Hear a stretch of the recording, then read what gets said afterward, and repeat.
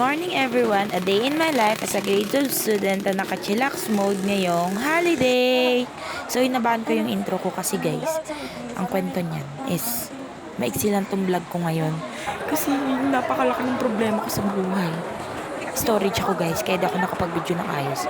Tingnan nyo na lang dyan sa intro ko yung mga gagawin namin, mga pasilip dun sa mga kabaliwan, kaano.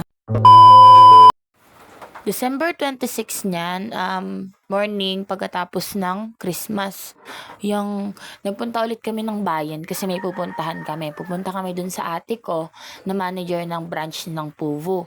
So habang naglalakad kami dyan is, yun, nagkukwentuhan lang kami kung ano yung mga nangyari ng Christmas. Which is yun, busy nga kasi nga binyag nung pamangkin ko. So kasama pa rin si Ina, si Angel at si Mama. Lagi naman kasi silang kasama sa plano kaya hindi sila pwedeng maiwan. So habang naglalakad kami dyan, nag-aabang na rin kami ng tricycle. So, yan. Nandyan na kami sa may branch ng Pubo sa may amin, dun sa Quezon. Dyan manager yung ate ko. Hindi ako masyado nagbibideo dyan kasi may nakatingin na guard. Baka sabihin niya, nagnanakaw ako dyan, ewan. Tapos, alam niyo bang nakakuha ko dyan ng damit. Almost 1,000 plus na damit.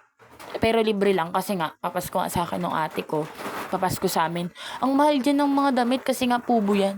So, after that, nagpunta naman kami ng Walter Mart. Nagala kami, nagpalamig. Kasi syempre, mainit dyan kasi guys. Mainit dyan sa amin. Kaya nagpunta kaming Walter Mart. Mamimili rin kami ng mga kailangan at ng mga gagamitin. So yan, nakakita ko Mr. DIY. Gusto kong pumasok pero bawal kasi nagtitipid tayo. Grade 12 ka, kaya hindi ka pwedeng magastos. So yan, tingin-tingin lang kasi yan lang naman yung afford natin, tumingin. Hindi lang tayo pwedeng magkuha dyan. So after dyan, nagpasok din kami dun sa isang supermarket sa loob mismo ng Walter Mart. Yan, nagtingin-tingin lang din ako dyan ng mga damit. Same price lang din naman siya dun sa Pubo na pinuntahan namin. Ang kaibahan lang, libre yun dun. Dito may bayad. So, yan, tingin-tingin lang kasi nga wala pa tayong budget. Hindi natin afford ang bumili ng mga mamahaling damit na yan. Pero ang gaganda nila, te.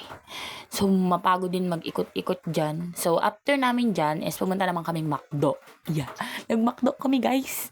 So, ang sarap din ng chicken nila. Sulit naman yung kain namin. So, after namin kumain ng McDo, yun na lang naman yung ginawa namin. Tapos, pagkakain namin sa McDo, umuwi na rin kami. Actually, ginabi kami ng uwi. So, yan O, diba, gabi na. Sobrang gala kasi ng pamilyang to.